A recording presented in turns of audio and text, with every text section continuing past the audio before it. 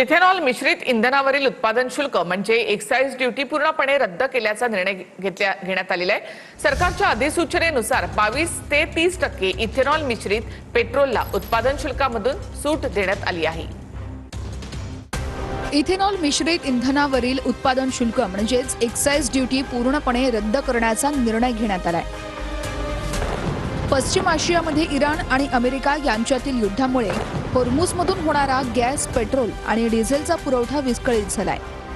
परिणामी पेट्रोल आणि डिझेलच्या पुरवठ्यातील या व्यत्ययाचा परिणाम किमतींवर जाणवू लागलाय। या संकट काळामध्ये भारताची ऊर्जा सुरक्षा सुनिश्चित करण्यासाठी सरकारने हे मोठं पाऊल उचललं आहे। सरकारच्या अधिसूचनेनुसार 22 ते 30% इथेनॉल मिश्रित पेट्रोलला उत्पादन शुल्कातून सूट देण्यात आली आहे।